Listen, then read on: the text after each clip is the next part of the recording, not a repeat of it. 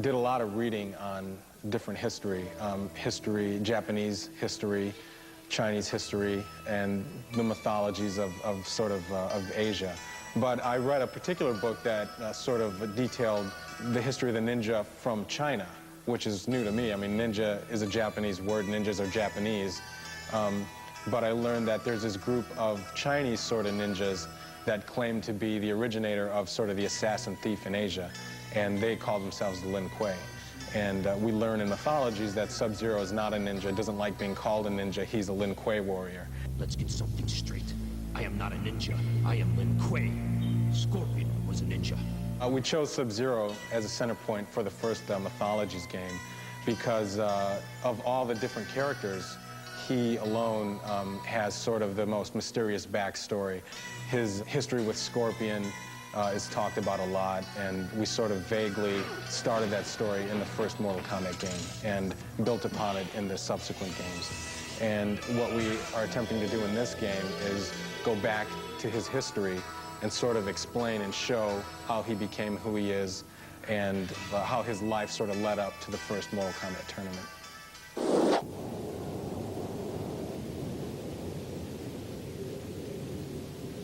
One of the special things about Mortal Kombat Mythologies is that it's actually the first Mortal Kombat adventure game to be introduced to the home. Whereas most of the previous ones were basically a translation of an arcade game, so everybody knew exactly what they're getting. This game is a lot more of a, original element involved in it because you're going to be seeing things that you've never seen before.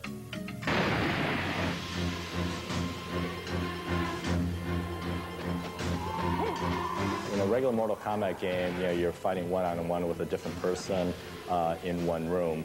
Here, you still fight against the computer in one room, but once you're done fighting them, you have a whole other world to travel around in. Along the way, there's a bunch of pitfalls. There's pillars that smash on you. You can fall into spikes, and there's blades that crush you to death. Or you could be fighting in a fire world where you're just trying to get through without being burned to a crisp. You could go off on a tangent and just explore something maybe that you think might do something, but it may not. But it'd be worth the reward if you can get it to work. Sub-Zero actually gains experience throughout the game, and he gains certain powers, he picks up certain items. It's a cool game. It takes you into the world of Mortal Kombat. It's like an interactive movie. As a programmer, I get to implement a few features in the end of the design process that maybe actually some of the other team members don't even know about.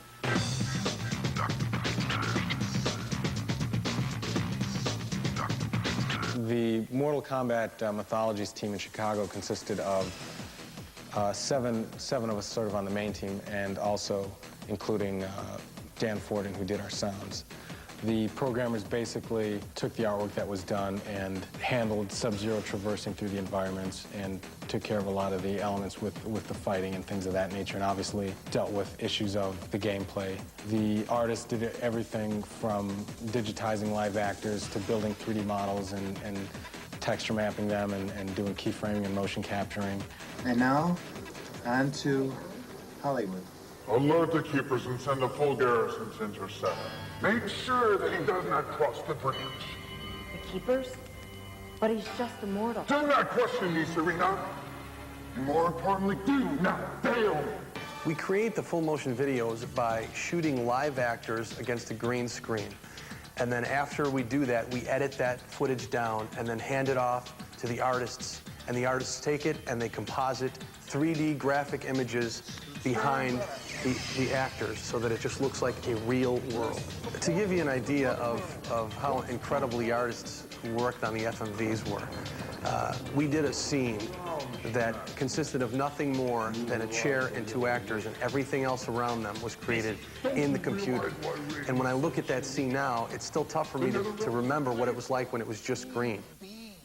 There is more movies in the game than you immediately see, and so if you play your cards right, you can see what else is in there. But and it's a very privileged thing to find these missing things.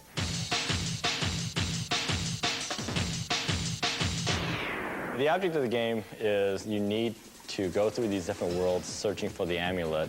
Basically, each world has a god that you have to fight to be able to get to the next world. I think in playing the game, it's kind of easy to just sort of jump over enemies and blow right through it.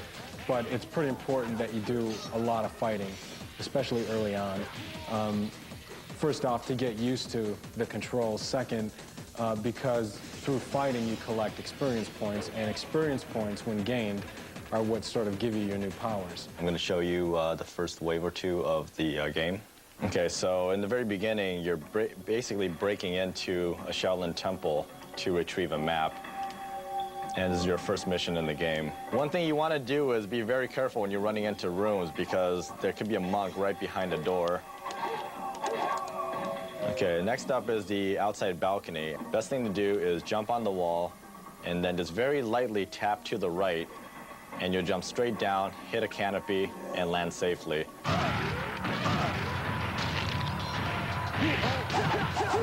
Obviously, you have to learn how to do combos.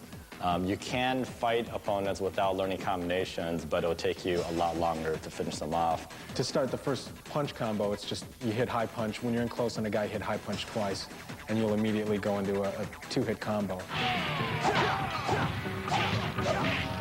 One of the best things to do is to take your time going through each world and really go through every nook and cranny and try to find things, because later on, when you're at the end of the game, you might need something that was, you know, hanging around 3 worlds back. When Mortal Kombat players first play this game, they forget almost sometimes that there is an inventory screen there, and the inventory screen can save your life. I'd say the best thing to keep in mind is that when you're running low on health, don't forget that if you have some healers in your inventory, you want to go in there, select them, and make sure that you use them to sort of boost your health back.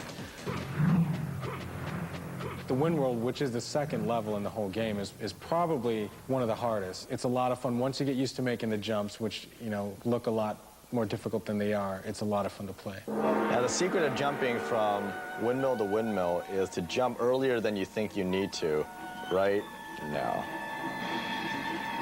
In this particular game, the controls of the character are identical to what they have been in the previous Mortal Kombats. The high kicking, high punch, sweep kicks, roundhouses, all of those have been retained. A player that goes through Mortal Kombat Mythologies from beginning to end and learns all the hidden secrets in that game could potentially use what he's learned from that game to find some of the hidden features in Mortal Kombat 4.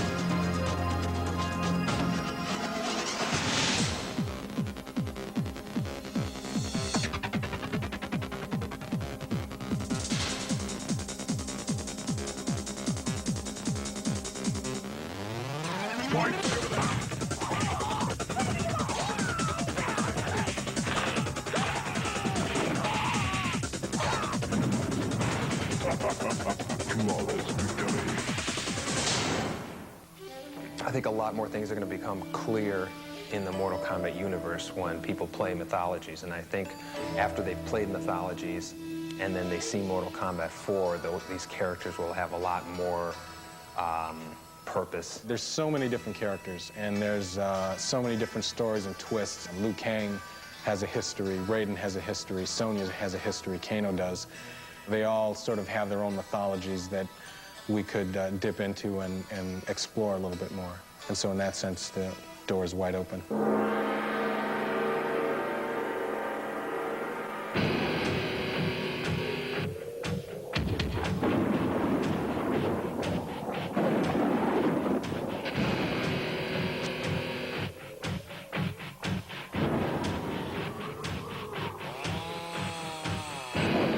Okay.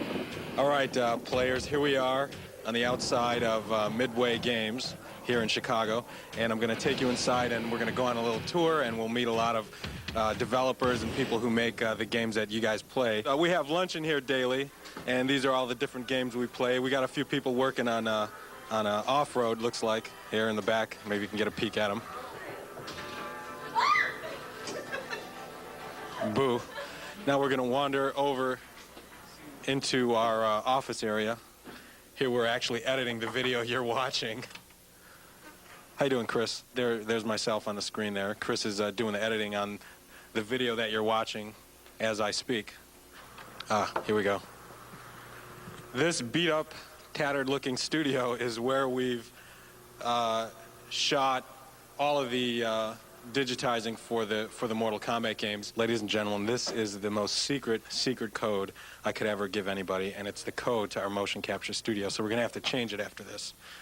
It's 2, 4 at the same time, then it's 3. Look at that. So next time you guys break into Midway, you know how to get in our motion capture studio. You know, when you work in computers, everything's got to be clean and pristine. You can't be slobs about anything. When you see guys jump flipping and doing somersaults in Mortal Kombat, they do it off this trampoline. And the reason why we use it is because, you know, a lot of times you got a motion capture guys jumping, so we get them jumping on his trampolines. And we actually have trouble guys, you know, banging their head on the ceiling. That light's out there because somebody whacked it real good. Somebody's in there. Here we go. Door was open. Here's our costume room. This is where, whenever we costume anybody, we kind of bring them over here. We've got, here you see Scorpion's costume. Here we've got Shinnok's costume. And what else do we have here? Here's Raiden's. Here, this is cool. Scorpion's mask. Now we're kind of making our way into the catacombs. And as you can see, it says here, closed door means please do not disturb. But, see, there's a little crack here. So I'm assuming that the door's not closed. So we're going to go in, and this is Ed Boon's office. So here we go.